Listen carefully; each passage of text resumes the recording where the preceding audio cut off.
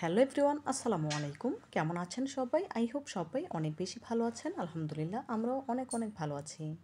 আজ আপনাদের জন্য নতুন আরও একটি রেসিপি নিয়ে চলে এলাম। আজ শেয়ার করব বেকারি স্টাইলে পারফেক্ট কোকোনাট বিস্কুট তৈরির সহজ একটি রেসিপি। আশা করি রেসিপিটা আপনাদের অনেক বেশি ভালো লাগবে। তো বন্ধুরা, না টেনে সম্পূর্ণ ভিডিও জুড়ে সাথে থাকার অনুরোধ রইল।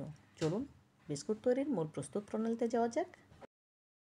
বিস্কুট তৈরি করার জন্য প্রথমে ডো তৈরি করে নিতে হবে। এখানে একটি মিক্সিং বলে নিয়েছি হাফ কাপ গলানো বাটার, অ্যাড করে দেবো হাফ কাপ চিনি গুঁড়া।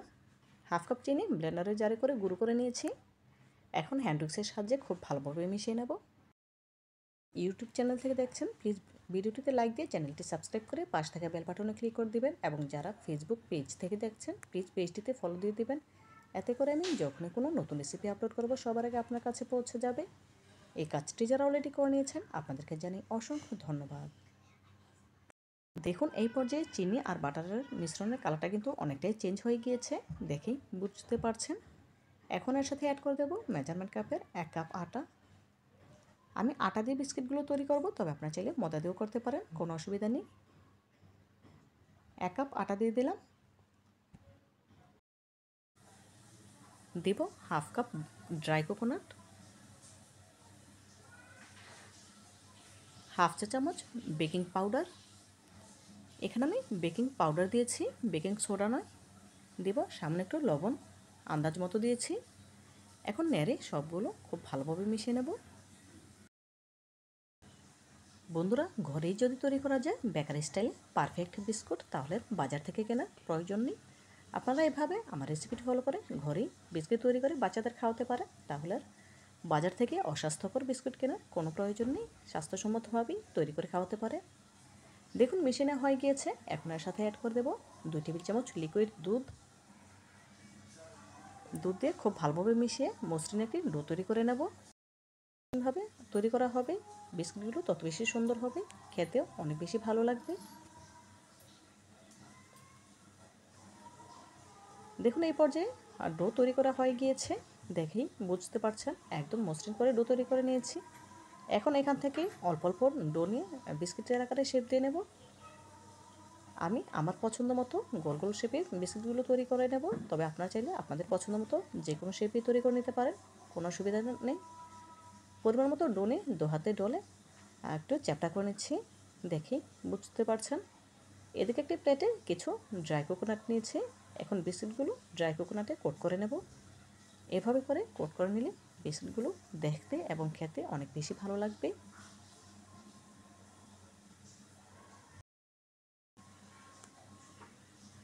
দেখুন আরও একটি বিস্কিট তৈরি করে আপনাদের দেখাচ্ছি।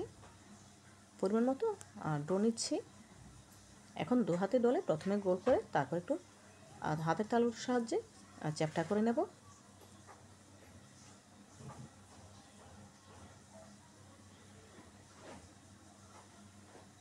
আবারও ড্রাই কোকোনাটে কোট করে নিচ্ছি।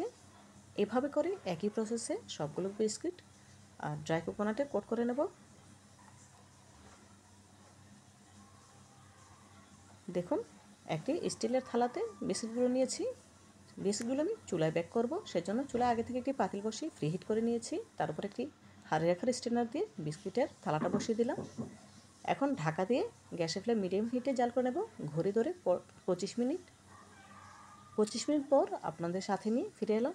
এই 25 মিনিটে ঢাকনা টেনে একবারের জন্য তুলে নিই। দেখুন এখন চুলা থেকে নামিয়ে বিস্কিটগুলো পুরোপুরি ঠান্ডা করে নিচ্ছি। ঠান্ডা হয়ে গিয়েছে। এখন বিস্কিটগুলো খুব সহজেই উঠে আসছে। আপনারা গরম অবস্থাতেই বিস্কিটগুলো উঠাতে যাবেন না, এতে করে বিস্কিটগুলো ভেঙে যেতে পারে। যখন ঠান্ডা হবে তখন এমনিতেই উঠে যাবে। এভাবে করে একই প্রসেসে বাকি বিস্কিটগুলো বেক করে নিয়েছি।